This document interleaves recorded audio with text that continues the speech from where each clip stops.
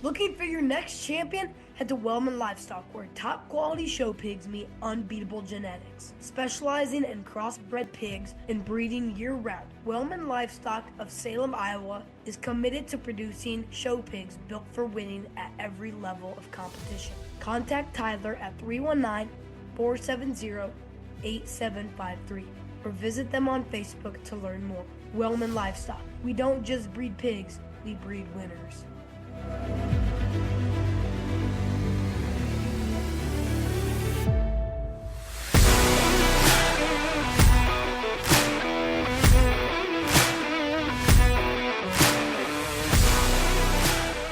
Hello everyone, this is Joe and welcome to a new episode of The Joe Show. Happy fall everyone.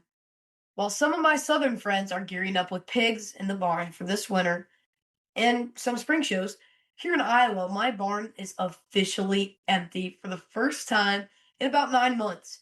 That's right, I am on a bit of a livestock break, and after wrapping up my last show at the Kansas City Royal, it was definitely one to remember. My brother, Brody, and I both showed, which was really cool because this was his first ever national show. Brody showed a really nice gilt from S&K, and I had a few barrows, including a Wellman barrow that won Division III and earned a spot in the sale.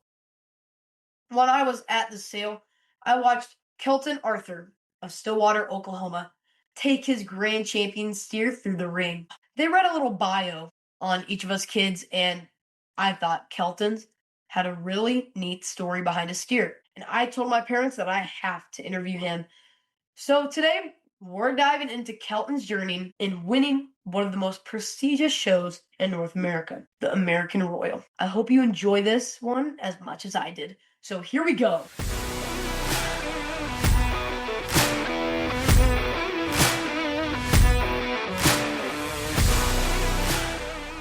All right, so Kelton, thank you so much for joining me today.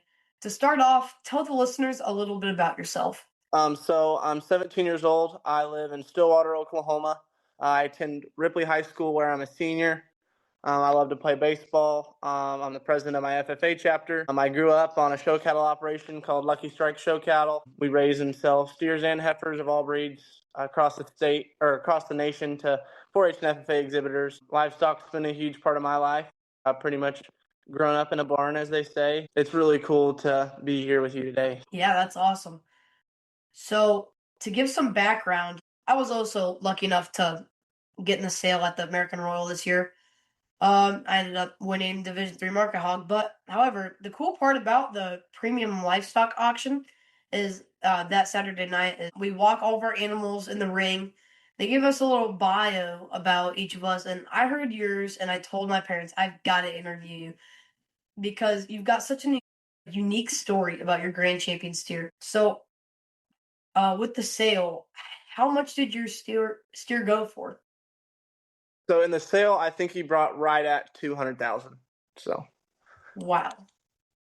So now let's go backwards a little bit and let's talk more about the steer. Did okay. you show him anywhere else? So as a calf, I would have shown him at the National Western Prospect Steer Show. I really only got to show him one time. So I actually showed another steer in Kansas City that would have been second place in Class 8.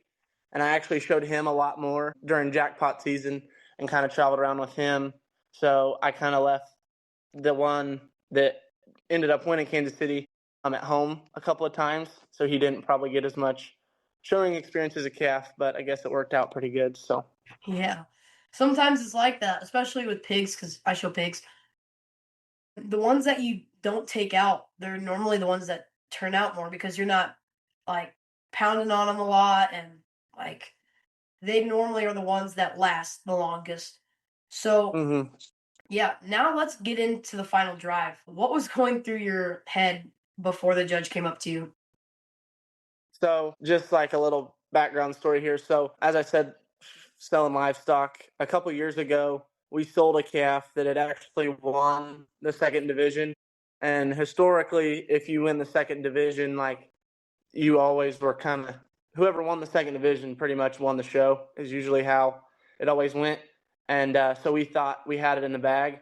And the judge actually used Division 3 for like one of the first times ever, and so of course we were all like crushed. You know what I mean? Like thought we were gonna get the W with when we sold, which was gonna be awesome. Which we ended up being reserved, so it was still a really good day. But you think you have it, and you fall up just a fuzz short. It's a little um, saddening, I guess you could say. Hmm. Uh, but I got out there, and everyone had been telling me like, Kelton, you got it. Like you can win. Trying to give me the confidence, and I was like, I'm not gonna get too ahead of myself here, just because I've seen it happen before, where everyone thinks one's gonna win and a different one does. So honestly, I just had to worry about keeping myself relaxed enough because I don't know if you know, but my calf got a little excited in the ring, so I had to kind of keep myself calm so I could keep him calm kind of throughout the whole process. It was maybe the most nerve-wracking 10 minutes of my life up to that point. So he finally kind of took the walk and walked over, I mean, it all hit me at once, and I don't know if there's enough words in the dictionary to describe how I felt in the moment, but it was awesome. So Yeah, I was watching it. It was great. The moment your steer went in, we were like, I think he was going to the bathroom when he was walking in, and even while he was doing that, we were still like, he looks pretty good. And yeah, we kind of saw it coming that you were going to win, and you did. Congratulations. appreciate it. Thank you. So, who's on your crew? The people that are always with you in the barn and making it happen. Okay, so first off, my dad kind of drives around and picks out a bunch of stock. Um, and so my dad's probably at the top of the list, and my mom's always there to support me. But more like in the barn, day to day stuff. There's one guy in particular that probably helped me out more than anybody. We call him Cheese. His name's Chase. He's from Wisconsin, so that's kind of where he got the name. But he's pretty much my right hand guy. I mean, we're right like left hand men for each other. We kind of do everything together. He's always there for me, and I don't have football at my school, so we play fall baseball, and so it kind of makes it hard to me to just show steers for Kansas City and play fall baseball. If I'm not there an evening or something, or we have an overnight tournament, he's always ready to take care of them for me. And then another guy would be Tyler Atwood, who would help put them up because they got to be in so early in the morning that he volunteered. He was like, "I'll put them in the morning for you because I know how late you have to stay up at night to kick them out." And so I'd have to give him a lot of credit because I'm not the best at waking up to an alarm clock. But no, I would probably give Cheese as much credit as anybody because even if I was there, he still was like, I tell him, no, I got it. He was like, no, I'll come help you. I'll come help you. So it means the world for him to be there and help me along through every aspect of it, which was really fun. So Yeah, that is awesome. Um, what was the first thing you did after you won? the first thing I did after I won, well, I tried to take a picture in the show ring, Mhm. and that didn't go probably as smooth as I would have hoped it would have. The calf was not wanting to cooperate. But after I walked out, I just saw my dad and gave him the biggest hug I think I've ever gotten in my whole life. And everyone was tearing up, and it was it was a feeling I don't know if I'll ever get again, just because of how hard we'd all worked. And my dad sold calves for 20 years and never was fortunate enough to win that show. He's been reserved twice, so for me to win and he's never won it was even cooler. And it was just a moment of like complete, not quite satisfaction, but like we finally like got it done, and everyone was just like tearing up and crying and hugging, and it was really cool. So Yeah, that is awesome. Do you have a pre-show ritual or any superstitions? Like for me, like at jackpots, I'll wear like a pink shirt. I don't know. I've been doing that since I was like a long time ago. And I don't know, I feel like that gives me some like luck, I guess. But do you have anything like that? so I'm not the biggest superstition guy in particular. I will say at that show, the day before, so they had obviously you guys would know, but they had the regular show and then the grand drive was the day after. And so the day before, which I think was Thursday, maybe, we get there and we had a couple families that bought some calves that were at the show with us. And the lady was like, "We need some good luck tomorrow." I was like, "Oh yeah, too bad I didn't find a penny today." Well, then she walks in show morning and hands us me and her daughter each a penny, and so I kept it in my pocket for the show. And I guess that could be my little bit of good luck charm. So. Yeah, that's pretty awesome. Did you text anybody right after you won? And if you did, who was the first person? So most of the people that mean the world to me were there. My mom, my dad, my grandpa, my aunt, and my uncles, all the guys that helped me at the barn. I will say my uncle was he was there for the, like, I don't want to call it the regular day, but like the not the day before the grand drive, so kind of Yeah. like the division class day. And he actually had to go home, and so he was probably the first person I called.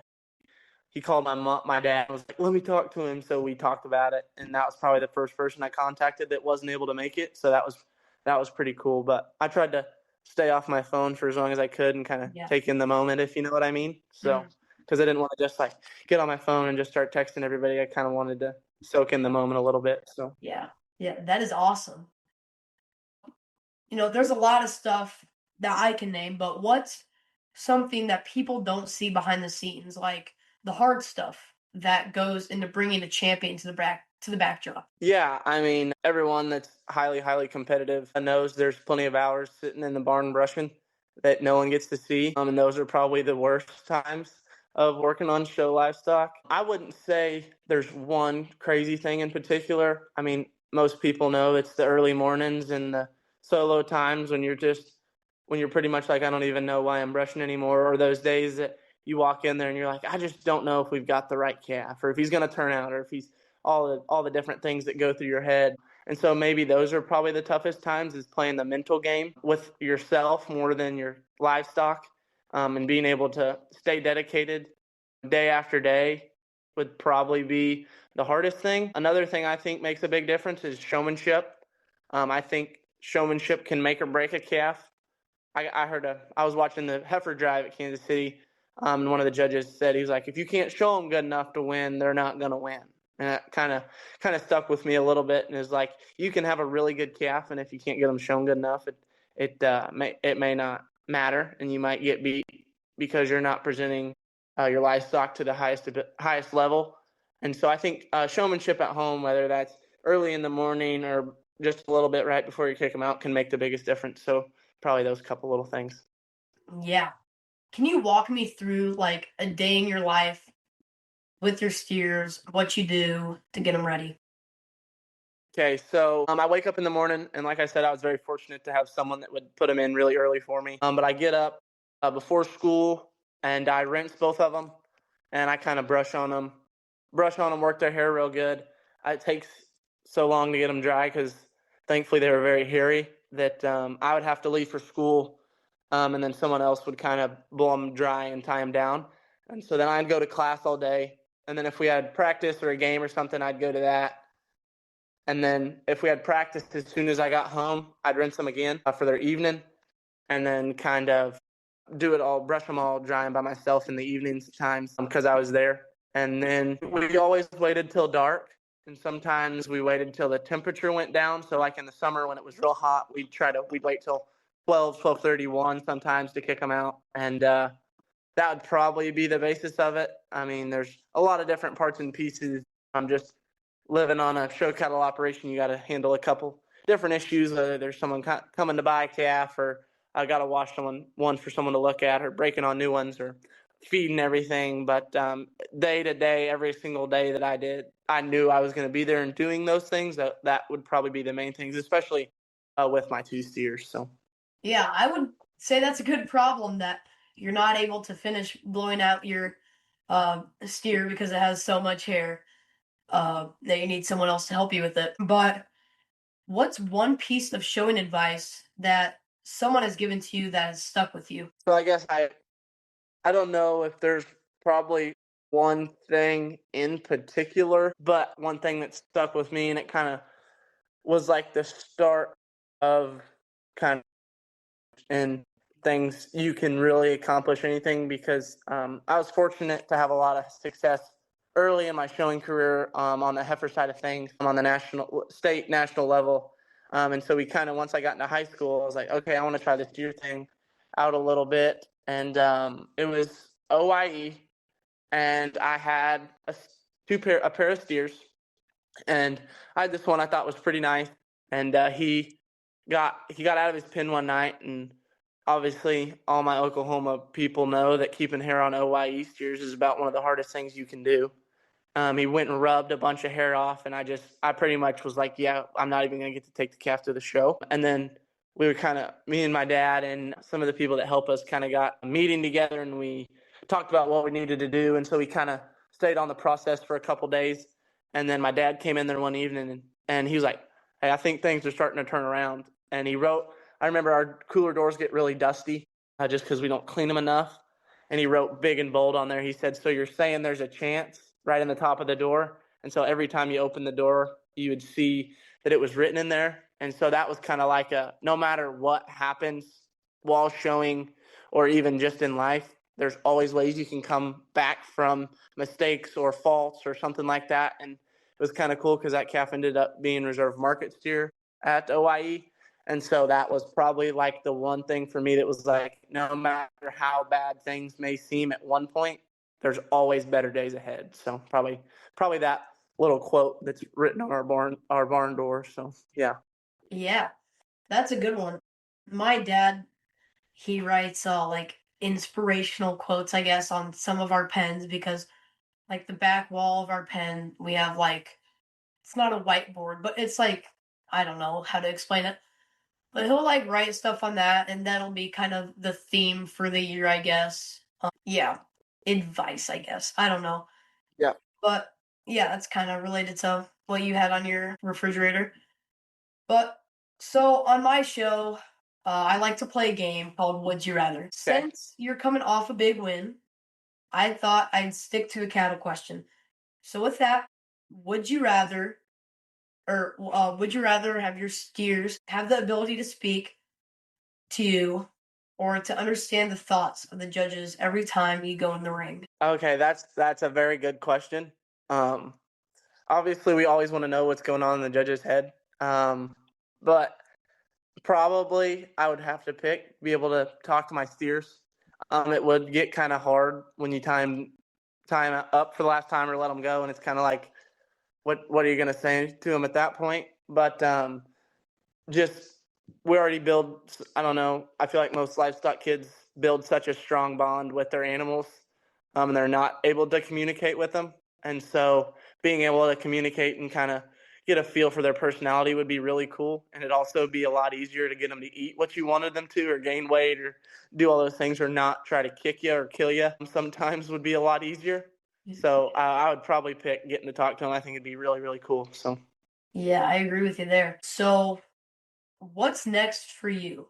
Do you have any big goals on the horizon? well, I would be lying if I said Kansas City wasn't at the top of my list. That's one I've kind of idolized for a really long time. So getting that one checked off was pretty awesome. The next show that we're going to be going after is Louisville, there in Kentucky. I'll take a couple heifers and my steer I showed in Kansas City that I got to take home.